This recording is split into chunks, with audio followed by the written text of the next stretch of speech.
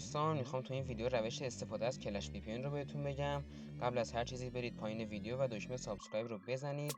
ویدیو رو لایک کنید که خیلی کمکم میکنه. اول از همه باید خود کلش وی پی ان رو دانلود کنید که لینکش رو پایین ویدیو گذاشتم.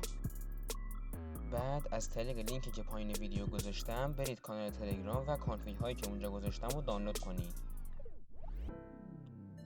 خب حالا که کانفیگ ها و کلش وی پی ان رو دانلود کردین، کلش وی پی ان رو باز کنید و برید قسمت پروفایل.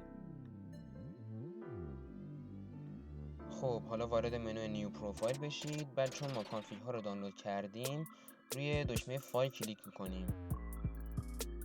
بعد از اینکه فولدر دانلود ها رو پیدا کردین دنبال فایل هایی با پسوند .yml بگردین که میشه همون کانفیگ های کلش وی پی ان.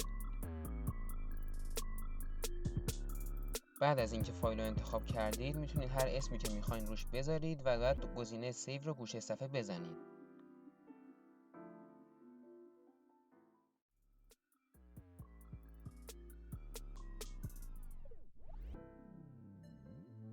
بعد از روشن کردن VPN میبینید که تلگرام با سرعت بالا داره کار میکنه.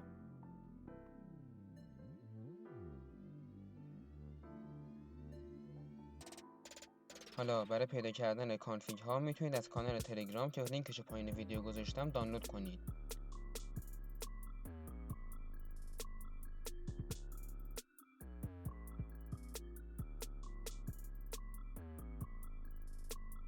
ممنون که این ویدیو رو دیدین. امیدوارم کمکتون کرده باشه. لایک و سابسکرایب فراموشتون نشه دوستان. فعلا